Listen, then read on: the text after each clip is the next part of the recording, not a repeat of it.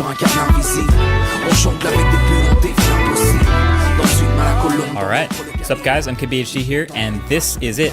This is our first look, an actual hands-on with the new Samsung Galaxy Fold. So ever since it was unveiled a couple weeks ago, I've been just sort of fascinated by this phone. Like, Samsung never let anyone touch it. They never showed it to anyone. They only had very specific demo footage for a while. It kind of felt like a myth. But now, suddenly, I'm actually holding one. So the basic concept, in case you forgot, Galaxy Fold has one smaller outer screen and one large folding inner screen in a single device for $1,980. This is my very first impressions of the final phone that people paying this money will actually get. So right off the bat, this phone is chunky. So we kind of saw it coming with other folding phones like the Royale Flex Pi and even the Huawei Mate X, but it kind of has basically the feel of two small Samsung phones put back to back next to each other with a hinge in between. And it doesn't go all the way completely flat against each other when it's closed like a sandwich. Instead, they create this little angle, like a small triangle. And then the phone's shape, like this folded up, is just really tall and narrow. So it's got this like candy bar sort of feel, and it's pretty heavy as well. Now the screen on the front, as you might remember, is a 4.6-inch cover display. Very tall. And then when you flip it open, you get a 7.3-inch OLED display that's nearly exactly 4x3, so pretty wide. Now I know a main question a lot of people will have about this is probably about the crease down in the middle where it folds. So to be perfectly clear, yes, you can see the crease, especially when you're just a little bit off axis or if you have a light wallpaper. And yes, you can even feel it when you run your finger over it. So it's not this perfectly, precisely flat, uninterrupted glass feel, but honestly, it gets pretty close. Like when you're looking at it straight on, you can easily forget about it.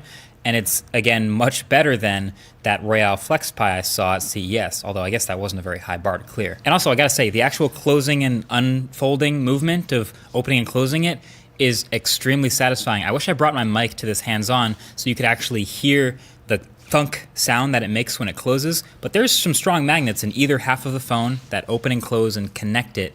It's so strong you could actually like pick up paper clips with the phone. But that opening and closing, that thunk it makes, I kind of love that. And the hinge, it just sort of snaps open to a full 180-degree flat position, and everywhere in between those two positions is pretty fluid to whatever angle you want, but it definitely feels like its springs are trying to pull itself closed. But yeah, opening and closing the phone is definitely a two-handed operation. I tried it with one hand, and of course I really didn't want to drop it, and I couldn't do it, so it's definitely going to be a two-handed process.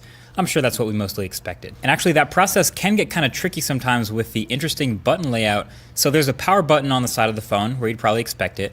There's also the volume rocker, and also a separate fingerprint reader for unlocking that doubles as a Bixby button. So it's actually incredibly easy to accidentally trigger Bixby, whether you're unlocking the phone or just trying to fold it or unfold it. I guess that's classic Samsung. Okay, a few other things I did notice. One, Samsung did technically just make a phone with a notch and no headphone jack. Kind of sad, I guess, but it actually does come with their new Galaxy Buds, their wireless headphones, so that's cool. And the notch on the inside screen, which holds two cameras and a bunch of other sensors, actually has this lip to it that's sort of raised up from the rest of the screen. But the notification pull down actually doesn't work from that side when you're unfolded anyway, so I guess it's not a big deal that the lip is there, but you definitely still get it cutting into things like videos and games or really anything that's full screen. And then speaking of cameras, this phone actually has 6 total camera sensors. So there's the 10 megapixel selfie camera on the front when it's closed. Then you open it up and you get that notch, which has an identical 10 megapixel selfie camera with an additional depth sensor like the Galaxy S10 Plus.